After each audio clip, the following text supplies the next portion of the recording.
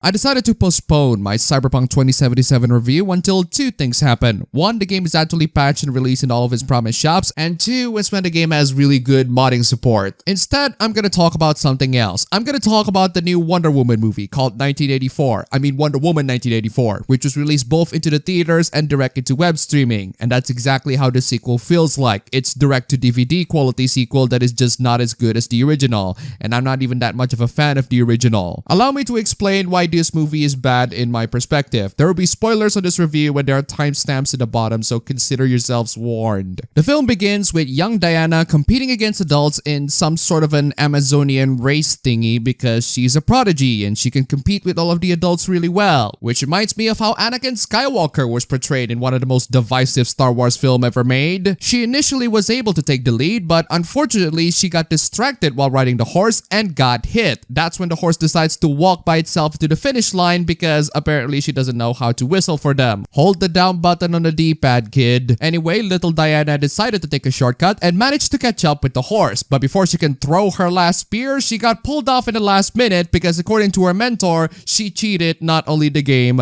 but herself. What's the point of this intro, you might ask? Well, it's to establish that Diana has been taught the lesson to always stick to the truth, and that cheating is a lie. It is a lie not only to the game, but to herself. The problem is, this intro is largely pointless and could have been cut off to save some time off of the jarring 2 hours and 30 minutes of this film. After the events of the previous Wonder Woman film, Diana ends up living for quite a while to 1984 at the time of the film and still manages to retain her age because she's a goddess, obviously. The film actually starts with people getting in trouble and Diana saving the day, and it's directed in a cheerful, happy, cheesy, and comical way with all the winks, the nods, the comedic timing, etc., which a lot of people don't seem to enjoy, but I actually quite liked it. It manages to depict the cheesiness of the old Wonder Woman TV show, and how interesting of them to continue the homage when they also had Linda Carter as a cameo and the special effects from that time period as well. But it can't all be cheesy and rainbows. The film has two antagonists, Cheetah, also known as Barbara Nono That One, who in this film is depicted as an awkward adult woman who can't get along with everyone and is basically the female version of Elektra from The Amazing Spider-Man 2, and that is not a good thing. The other antagonist is Maxwell Lord, who in this film is depicted as a sleazy con man, presenting himself as an oil tycoon of some sort, whereas in the comic he is the manager of Justice League International, has the power to mind control people, and in the current iteration he's a spy with telepathic powers, one out of the many DCEU characters that really detract from the source material. Anyway, there's the big evil stone that can grant anyone's wish, but there will be huge consequences doing so. Diana wished upon something on the stone and suddenly Steve Trevor reappears in another person's body,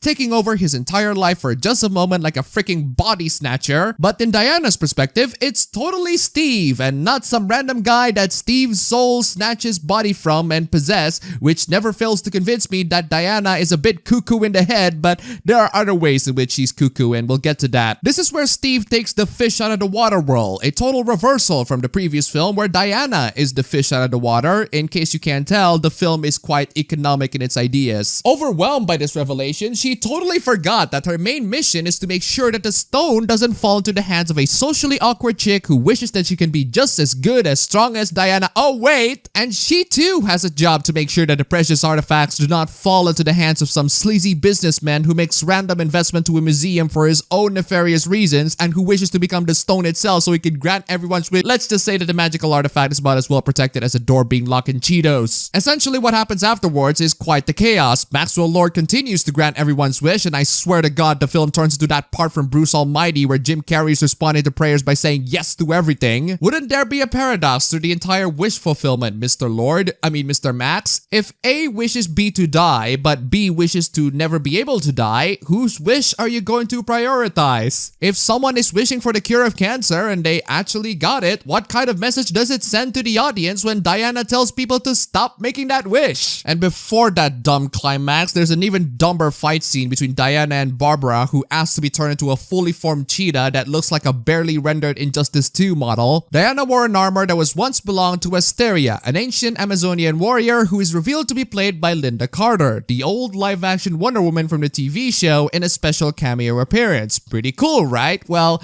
the film explicitly told you who she is, and it kinda lost all of the impact. Imagine if every Stan Lee cameo there's a big text saying, "Hey, that's Stan Lee, guys!" So how bad is 1984? It's not bad, actually. actually. It's a pretty good film that you should watch that manages to capture the oppressive and totalitarian atmosphere of the original novel. Okay, so how bad is Wonder Woman 1984? Well, I decided to watch Wonder Woman 1984 because everyone says that the film was bad, but here's the very funny thing. At first, the film has so much going for it, and I was so entertained by it to the point where I was actually ready to put on my shields and defend it from all of those nasty internet haters. Yes, you heard that right. I was actually prepared to defend this film from all of those haters, and I'm one of the few people who thought the 2017 Wonder Woman was just fine. Not amazing, has loads of issues, but doesn't particularly offend me too much to the point of anger. I was ready to defend this film and say, well, it's a bit cheesy and Diana is a little messed up, but it's not that bad. But that was only up to a certain point of the film. After that point, the film disappoints me. It disappoints me more and more to the point where I am forced to lower my shields and join the, in my opinion, absolutely justified hate bandwagon. So let's talk about the good stuff first. As I said, I like the initial direction that the film is going for. I do want myself some cheesy DCEU film to balance all of the really dark ones. Shazam is one of my favorite superhero films that manages to encapsulate everything great about being a superhero. And if you haven't seen The Tick, I highly recommend it. It's an amazing TV show. So Wonder Woman, going back into the roots of the cheese, is quite welcoming and refreshing, especially in the context of all the dark and edgy DCEU films lately. Gal Gadot has never been better as Wonder Woman. She is wonderful, no pun intended. She truly does capture the essence of a Greek goddess, and this film actually gives her enough materials to be human and show emotions, which elevates her from relatability a lot more so than the previous films. Her moments with Steve Trevor is handled pretty well and can be funny at times. I enjoyed their interactions. I enjoyed their time together again, especially in this particular time period, but there's more to it than just me enjoying it, and we'll get to that in a bit. The character moments in general are very good. Despite being just female Electro, Barbara is actually quite likable, or at least up to a certain point, and her relationship with Diana is convincing enough for me and allows them to be able to find a common ground with each other, showing that deep down they're all just kind of the same. I thought Pedro Pascal as Maxwell Lord is a bit of a miscast, or at least to the kind of person that Maxwell Lord is in the comics, but to his credit, he plays the role very well, and the film establishes his issues and his motivations convincingly. And finally, Hans Zimmer's score is top-notch. He always tries to find a variation of the Wonder Woman theme and try to incorporate it in a more cheerful, more optimistic tone rather than the hardcore, edgy tone that the Wonder Woman theme has, or at least the Hans Zimmer version. There needs to be a little bit more 80s music throughout the run, but I don't mind it too much. I find the 1984 aesthetics very nicely presented, and it's certainly a bright and colorful film, depending on how you look at it. But with the good comes the bad, and this film has loads of bad. As I said before, this film is only good up to a certain point, and in my opinion, everything about this film fell into the ditch the moment Maxwell Lord fulfills the wish of some private oil owner in Cairo who essentially plays a Middle Eastern version of Trump. No, really, he wished to have heathens to be put away from his territory, and that's how a wall got raised from the ground out of nowhere, and for some reason, no one questions how that works. But that's just one bit of my issue. My biggest overall issue after that segment is that none of the escalation of the danger is truly earned. It all happened so fast. It escalated way too quickly. Thanks to Maxwell Lord fulfilling the wish of everyone, the world is pretty much plunged into chaos, and all of that happened at an incredibly rapid pace for most people to be able to process. And the film is 2 hours and 30 minutes long. The film already disappoints so many people with its really slow boiling character development that leads into zero Wonder Woman action, which, to be honest, I am 100% prepared to defend if it meant that we can have actual characters and actual relationships and actual story. But in retrospect, I ended up agreeing to those people, especially when the film suddenly escalates, like being in a deep peaceful sleep and then violently tased. Thanks to the escalation happening drastically, a lot of the established character development that the film spends a long freaking time building up is rather hastily resolved, one of which is Diana's relationship with Steve. First off, there's no point in making Steve Trevor to be in another person's body if you're just gonna have him to be played by Chris Pine all the time anyway. If one of the consequences is the fact that he looks quite different, why do you have to add removing her powers in the mix as well? Because she's too cuckoo in the head to notice the difference? And isn't it interesting that Diana is perfectly willing to have an innocent man being possessed by her dead boyfriend just as long as she can have her undies wet? But that's not even my biggest issue with this relationship. My biggest issue with this relationship is the fact that Diana is unable to move the hell on. I don't know about about you, but a woman being unable to move on from a guy, especially after many decades have passed, including World War I, World War II, the Cold War, and God knows how many real-world crises in between that and 1984, doesn't really scream strong, independent woman if you ask me, which explains why this film didn't get along very well even among the feminists who loved the first one. This is a film that tries to be pro-women by having a lot of the men being utter jackasses, but the film deep down has its own internalized bigotry towards women by depicting Wonder Woman as a clingy girlfriend that just can't move on from her ex. But even if I can accept the fact that she's unable to move on from her first love, this entire issue was poorly thought out and got hastily resolved by the end, with Diana saying, "I renounce my wish," and her flying up in the sky and feeling better because she can feel the air and realize that Steve is always there when she's up in the air. All of that in the span of around 2 minutes. Forgive me for not being able to chug all of that rapid development down film, and while we're at it, forgive me that I am unable to accept the fact that Diana of Themyscira, Wonder freaking Woman, the biggest icon of strong independent women,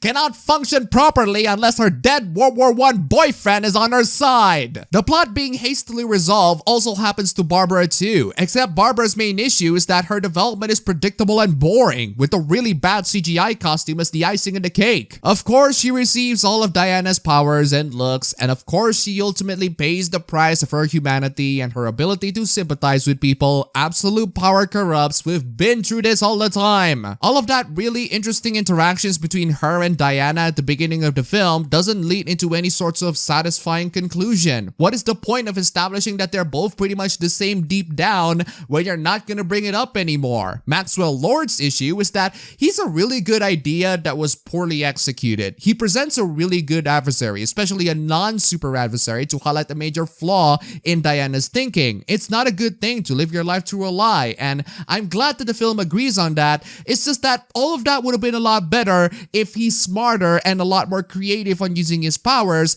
rather than going through the checklist of the incredibly obvious. After wishing to have his business skyrocket by having his investors arrested, he then immediately went to Cairo to have his business skyrocket even more. Then he wished the US president to interview him while bleeding out because he constantly fulfills a lot of people's wish. He didn't bleed out at the very end though, even though by that point people are already sending him wishes that will fill up an entire universe worth of files and folders containing prayers and wishes. It's one of those plot points that was introduced and then immediately forgotten. But putting that aside, all he does is having other people to wish for him more and more things, and he almost never stops, which would have been fine if the things that he wished for aren't obvious and predictable. He was interesting at first, but he makes the most boring and predictable choices as a villain, and that just makes him less interesting. At least Bradley Cooper's character in Limitless fully utilizes his brand new powers for smart and interesting stuff. Heck, Bradley Cooper could have been Maxwell Lord. He certainly looks the part, and at least that would have been more interesting. Oh, and that moment where he gets interviewed by the president, suddenly the US president just so happened to have a secret program that can hack every TV or monitor in the entire planet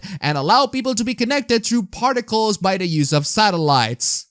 I'm sorry, what? When has this been established? Why is this Deus Ex Machina machine so conveniently catered to Maxwell Lord's specific powers? What on earth would the US government have a use for this kind of machine? Also, that monkey's paw wannabe is a pretty lame artifact when you realize that you can just renounce your wish at all times by just saying it when the consequences of your wish comes to bite you in the ass. Who in the right mind would design something that brings people misery if they can have the choice to revert that very easily? This is less monkey's paw and more Fairly Odd Parents. In conclusion, Wonder Woman 1984 has so much potential to be really good, and if it was given just a little bit more time and polish, I believe that it could be an excellent film. Instead, it's a very hastily done film that starts perfectly well, but it ends in a complete mess. The film can have relatable characters, good writing, solid direction, and great soundtrack all at once, but all of that is totally ruined with plot points that are hastily resolved, an escalation that was utterly unconvincing, character developments that lead to boring and predictable conclusions, and a story about wish fulfillment with zero permanent or significant consequences. It's like eating some portion of a decently baked cake only to find out that the other portions are made out of cardboard box.